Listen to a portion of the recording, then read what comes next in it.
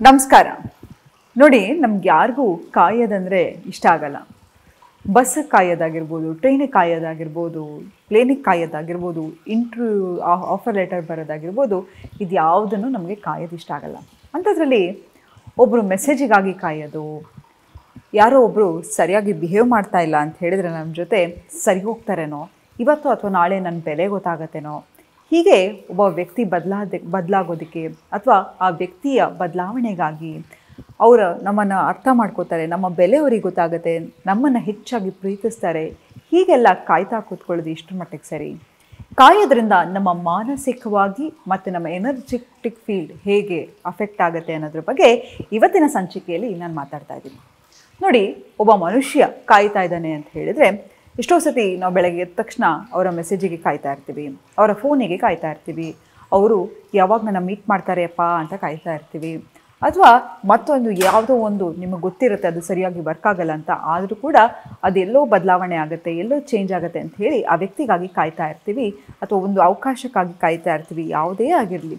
ಆದರೆ ಅದು ಕಾಯೋದ್ರಿಂದ ನಾವು ಮಾನಸಿಕವಾಗಿ ಕುಗ್ತಾ ಹೋಗ್ತೀವಿ. ಹೇಗೆ ಅಂತ ಹೇಳಿದ್ರೆ, ನಾಳೆ ಏನಪ್ಪ ಅಂತಂದರೆ ನಮಗೆ ಒಂದು ಅನ್ಸರ್ಟಿನ್ ಸಿಚುಯೇಷನನ್ನು ಕ್ರಿಯೇಟ್ ಮಾಡ್ತಾ ಇರುತ್ತೆ. ಆಂಗ್ಸೈಟಿ ಅಂದರೆ ಏನಪ್ಪ ಅಂತ ಹೇಳಿದರೆ, ನಾಳೆ ಏನಪ್ಪ ಅಂತ ನಮಗೆ ನಿಶ್ಚಿತವಾಗಿ ಗೊತ್ತಿಲ್ಲದಿದ್ದಾಗ ಒಂದು ಆತಂಕ ಶುರುವಾಗ್ತಾ ಹೋಗುತ್ತೆ. ಮುಂದೆ ಏನು, ನನ್ನ ಜೀವನ ಹೇಗೆ, ಅವ್ರು ನನ್ನ ಬಿಟ್ಟು ಹೋಗ್ಬಿಡ್ತಾರಾ, ನನ್ನ ಹತ್ರ ಮಾತಾಡ್ತಾರಾ, ಹೀಗೆ ಅವರನ್ನು ಮರ್ತು ಬಿಟ್ರಾ ಮೆಸೇಜ್ ಮಾಡದೇ ಇದ್ದರೆ, ಹೀಗೆ ಪ್ರತಿ ಸತಿ ನಾವು ಒಬ್ಬರು ಮೆಸೇಜಿಗಾಗಿ ಅಥವಾ ಒಬ್ಬರು ಬದಲಾವಣೆ ಆಗಲಿಕ್ಕಾಗಲಿ ಕಾಯ್ತಾ ಹೋದಷ್ಟು ನಾವು ನಮ್ಮ ಎನರ್ಜಿ ಫೀಲ್ಡನ್ನು ಕಮ್ಮಿ ಮಾಡ್ತಾ ಹೋಗ್ತೀವಿ. ಆಂಗ್ಸೈಟಿ ಜಾಸ್ತಿ ಆಗ್ತಾ ಹೋಗುತ್ತೆ. ಆತಂಕದಿಂದ ಎಷ್ಟೋ ಸತಿ ಪ್ಯಾನಿಕ್ ಅಟ್ಯಾಕ್ ಆಗುತ್ತೆ.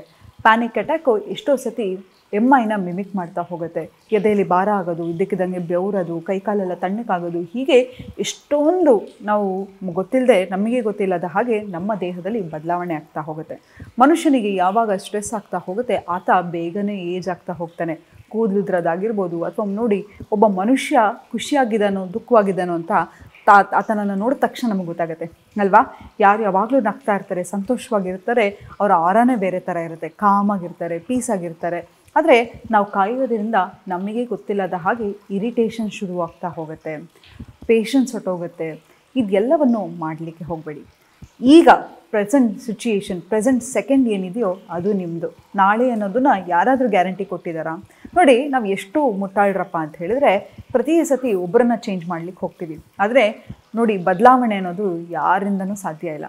ನಾವು ನಮ್ಮನ್ನು ಬದಲಾವಣೆ ಮಾಡ್ಕೋಬೋದು, ಬೇರೆ ವ್ಯಕ್ತಿನ ನಾವು ಬದಲಾಯಿಸಲಿಕ್ಕೆ ಸಾಧ್ಯನಾ? ನಮ್ಮ ಸ್ವಂತ ಮಗುವನ್ನೇ ನಾವು ಬದಲಾಯಿಸಲಿಕ್ಕೆ ಸಾಧ್ಯ ಇಲ್ಲ ಅಲ್ವಾ? ನಾವು ಜನ್ಮ ಕೊಟ್ಟಿರ್ತಕ್ಕಂಥ ಮಗುವನ್ನೇ ನನ್ನ ರೀತಿಯಲ್ಲಿ ಇರು, ನಾನು ಹೇಳಿದೆ ಕೆಲಸ ಮಾಡು ಅಂತ ಹೇಳಿದ್ರೆ ಈಗ ಮಗಿನ ಕಾಲದ ಮಕ್ಕಳು ಅದನ್ನು ಕೇಳಲ್ಲ ಅಲ್ವಾ?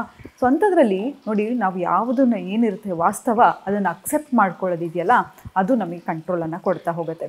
ಮುಂದೆ ಏನಪ್ಪ ಅನ್ನೋ ಅನ್ಸರ್ಟಿನಿಟಿ ಇದ್ದಾಗ ಆ ಎಲ್ಲ ಫೋಕಸನ್ನು ನಿಮ್ಮ ಮೇಲೆ ಶುರು ಮಾಡ್ಕೊಳ್ಳಿ. ಯಾವಾಗ ನಿಮ್ಮ ಮೇಲೆ ನೀವು ಫೋಕಸ್ ಮಾಡ್ತಾ ಹೋಗ್ತೀರಾ, ನಿಮಗೆ ಕಂಟ್ರೋಲ್ ಸಿಗುತ್ತೆ. ಎಷ್ಟೋ ಸತಿ ನಮಗೇನು ಕಂಟ್ರೋಲ್ ಏನು ಮಾಡಬೇಕು ಅಂತ ಗೊತ್ತಾಗದೆ ಇದ್ದಾಗ ಆ ಎಲ್ಲ ಫೋಕಸನ್ನು ರೀಡೈರೆಕ್ಟ್ ಮಾಡ್ಕೊಳ್ಳಿ ನಿಮ್ಮ ಮೇಲೆ. ನಿಮಗೆ ನಂತರ ಏನಂತ ಹೇಳಿದರೆ, ಯಾವುದು ನಿಮ್ಮದಾಗಿರುತ್ತೋ ನಿಮ್ಮ ಹತ್ರ ಬಂದೇ ಬರುತ್ತೆ. ಆ ಕಾನ್ಫಿಡೆನ್ಸನ್ನು ಇಟ್ಕೊಳ್ಳಿ. ಯಾಕಂತ ಹೇಳಿದ್ರೆ ಯಾವಾಗಲೂ ಹೇಳ್ತಾ ಇರಿ, ನಂದು ಏನಾಗಿರುತ್ತೋ ಅದು ಖಂಡಿತವಾಗ್ಲೂ ನನ್ನನ್ನು ಹುಡ್ಕೊಂಡು ಬರುತ್ತೆ ಅಂತ. ನೋಡಿ, ಎಷ್ಟೋ ಸತಿ ನೀವು ಅಂದ್ಕೊಂಡಿರ್ತೀರ, ಅಪ್ಪ ನಾನು ಇದನ್ನು ಲೈಫಲ್ಲೇ ಎಕ್ಸ್ಪೆಕ್ಟ್ ಮಾಡಿರಲಿಲ್ಲ ಅಂತ, ಆದರೆ ಅದು ನಿಮ್ಮ ಹತ್ರ ಬಂತಲ್ವಾ? ನೋಡಿ, ನಿಮಗೆ ಅಂತ ದೇವ್ರ ಹಣೆ ಬರದಲ್ಲಿ ಬರೆದಿದ್ರೆ ಅದನ್ನು ತಪ್ಪಿಸ್ಲಿಕ್ಕೆ ಯಾರಿಂದನೂ ಸಾಧ್ಯ ಇಲ್ಲ. ಯಾವತ್ತೂ ತಿಳ್ಕೊಳ್ಳಿ, ಒಂದು ಬೆಕ್ಕನ್ನು ಅಟ್ಟಿಸ್ಕೊಂಡು ಹೋದರೆ ಏನಾಗುತ್ತೆ, ಅದು ಓಡೋಗುತ್ತೆ. ಆ ಬೆಕ್ಕಿಗೆ ಬೇಕಾದ ವಸ್ತು ನಿಮ್ಮ ಹತ್ರ ಇದ್ದರೆ ತಾನಾಗೆ ತಾನು ಬರುತ್ತೆ. ಹಾಗಾಗಿ ಅಂಥ ಒಂದು ಇರ್ರೆಸಿಸ್ಟಿಬಲ್ ಅಟ್ರಾಕ್ಟಿವ್ ಪರ್ಸ್ನಾಲಿಟಿ ನೀವು ಆಗ್ತಾ ಹೋಗಿ. ಯಾರು ನಿಮ್ಮನ್ನು ಬಿಟ್ಟು ಹೋಗದೇ ಇರ್ಬೋದು ಅಂತ ಹೇಳಿದ್ರೆ ಯಾವಾಗಲೂ ನೀವು ಅವರ ಮನಸ್ಸಲ್ಲಿ ಇರಬೇಕು. ಆ ಥರದೊಂದು ವ್ಯಕ್ತಿತ್ವವನ್ನು ಬೆಳೆಸ್ಕೊತಾ ಹೋಗಿ. ಎಷ್ಟೋ ಸತಿ ನಾವು ಅವರ ಮೆಸೇಜಿಗೆ ಕಾಯ್ತಾ ಇರ್ತೀವಿ, ಅವರ ಬರುವಿಕೆಗೆ ಕಾಯ್ತಾ ಇರ್ತೀವಿ. ಅವ್ರು ಫೋನ್ ಮಾಡಿದ ತಕ್ಷಣ ನಮಗೆ ಇರಿಟೇಷನ್ ಸ್ಟಾರ್ಟ್ ಆಗಿಬಿಡುತ್ತೆ. ಯಾಕೆ ನೀನು ಕಾಲ್ ಮಾಡಲಿಲ್ಲ, ಯಾಕೆ ನೀನು ಮೆಸೇಜ್ ಮಾಡಲಿಲ್ಲ? ಕಾಲ್ ಮಾಡಿದ್ದಾರೆ ಅನ್ನೋ ಸೆಲೆಬ್ರೇಷನ್ಗಿಂತ ಇನ್ನೂ ಆ ಇರಿಟೇಷನಲ್ಲಿ ಜಗಳ ಮಾಡಲಿಕ್ಕೆ ಶುರು ಮಾಡಿಬಿಡ್ತೀವಿ. ಹಾಗಾಗಿ ಕಾಯಲಿಕ್ಕೆ ಹೋಗಬೇಡಿ. ನಿಮ್ಮ ಮೇಲೆ ನಿಮಗೆ ಅಟೆನ್ಷನ್ ಇರಲಿ. ಒಂದು ಹವ್ಯಾಸವನ್ನು ಬೆಳೆಸ್ಕೊಳ್ಳೋದಾಗಿರಬಹುದು, ಒಂದು ಪರ್ಸ್ನಾಲಿಟಿ ಡೆವಲಪ್ ಮಾಡ್ಕೊಳ್ಳೋದಾಗಿರಬಹುದು, ನಿಮ್ಮನ್ನು ನೀವು ಗ್ರೂಮ್ ಮಾಡ್ಕೊಳ್ಳೋದಾಗಿರ್ಬೋದು, ಇದನ್ನು ಮಾಡ್ತಾ ಹೋಗಿ. ಮತ್ತು ಎನರ್ಜಿಕ್ ಫೀಲ್ಡಲ್ಲಿ ಅಫೆಕ್ಟ್ ಆಗುತ್ತೆ ಅಂತ ಹೇಳಿದೆ. ಹೇಗೆ ಗೊತ್ತಾ? ನಾವು ಯಾವಾಗ ಒಬ್ಬರಿಗೆ ಕಾಯ್ತಾ ಇರ್ತೀವಿ, ನಮ್ಮ ಆರ ಶ್ರಿಂಕ್ ಆಗ್ತಾ ಹೋಗುತ್ತೆ ಅಂತ ಹೇಳಿದರೆ, ಪ್ರತಿಯೊಬ್ಬ ಮನುಷ್ಯ ಯಾರು ಸ್ಪಿರಿಚುವಲಿ ಇರ್ತಾನೆ ಆತನ ಆರ ತುಂಬಾ ದೊಡ್ಡದಾಗಿರುತ್ತೆ. ಯಾವಾಗ ನಾವು ಕಾಯ್ತಾ ಇರ್ತೀವಿ, ಆಂಗ್ಸೈಟಿ ಇರುತ್ತೆ, ಸ್ಟ್ರೆಸ್ ಇರುತ್ತೆ, ಇರಿಟೇಷನ್ ಇರುತ್ತೆ, ನಾವು ಪ್ರತಿ ಸತಿ ಕೋಪ ಮಾಡ್ಕೊಂಡಾಗಲೂ ಕೂಡ ನಮ್ಮ ಆರ ಚಿಕ್ಕದಾಗ್ತಾ ಬರುತ್ತೆ. ಯಾವಾಗ ನಮ್ಮ ಆರಿಕ್ ಫೀಲ್ಡ್ ಚಿಕ್ಕದಾಗ್ತಾ ಬರುತ್ತೆ, ನಮ್ಮ ಮ್ಯಾನಿಫೆಸ್ಟೇಷನ್ ಅಂತ ಹೇಳಿದರೆ ಆಕರ್ಷಿಸೋ ಶಕ್ತಿ ಇರುತ್ತೆ. ಗೊತ್ತಾ, ನಾನು ಯಾವಾಗಲೂ ಹೇಳ್ತಾ ಇರ್ತೀನಿ, ನಿಮ್ಮ ಪ್ರತಿಯೊಂದು ಆಲೋಚನೆಗೆ ಅದರದೇ ಆದ ಶಕ್ತಿ ಇದೆ. ನಿಮ್ಮ ಆಲೋಚನೆ ರಿಯಾಲಿಟಿಯನ್ನು ಸೃಷ್ಟಿ ಮಾಡುತ್ತೆ ಅಂತ. ಸೊ ನಾವು ಎಷ್ಟೋ ಸತಿ ಕೆಟ್ಟದ್ದು ಅಂದ್ಕೊಂಡ್ರೂ ಕೂಡ ಅದು ಆಗಿಬಿಡುತ್ತೆ, ನೋಡಿದ್ದೀರಲ್ವಾ? ಒಳ್ಳೇದು ಅಂದ್ಕೊಂಡ್ರೂ ಕೂಡ ಅದು ಆಗಿಬಿಡುತ್ತೆ. ಆದರೆ ಯಾವಾಗ ನೀವು ಒಬ್ಬರಿಗೆ ಕಾಯ್ತಾ ಇರ್ತೀರೋ, ಅಥವಾ ಏನೋ ಒಂದು ವಿಷಯ ಒಂದು ಒಳ್ಳೇದಾಗುತ್ತೆ, ನನ್ನ ಲೈಫಲ್ಲಿ ಒಂದು ಒಳ್ಳೇದಾಗುತ್ತೆ ಅಂತ ಹೇಳುತ್ತೆ ಕಾಯ್ತಾ ಇರ್ತೀರೋ, ನೀವು ಕಾಯ್ದಷ್ಟೂ ನಿಮ್ಮ ಆರ ಕಡಿಮೆ ಆಗ್ತಾ ಹೋಗುತ್ತೆ. ನೀವು ಯಾವುದೇ ಒಂದು ಸತಿ, ಎಷ್ಟೋ ಸತಿ ನೆಗೆಟಿವಿಟಿಗೂ ಬೇಗ ಅಟ್ರಾಕ್ಟ್ ಆಗಿಬಿಡ್ತೀರ. ಆರ ಅನ್ನೋದು ನಿಮಗೊಂದು ಶೀಲ್ಡ್ ಇದ್ದ ಹಾಗೆ. ಯಾವಾಗಲೂ ಎಷ್ಟು ಯಾರೋ ಒಬ್ರು ದೃಷ್ಟಿ ಹಾಕಿದ್ರು ಅಥವಾ ಒಬ್ರು ಕೆಟ್ಟ ಕಣ್ಣು ಹಾಕಿದ್ರು ಎಲ್ಲವನ್ನೂ ಆಕರ್ಷಿಸೋ ಶಕ್ತಿ ಬಂದ್ಬಿಡುತ್ತೆ. ಹಾಗಾಗಿ ಅಂತಹ ಕೆಲಸನ ಮಾಡಲಿಕ್ಕೆ ಹೋಗಬೇಡಿ.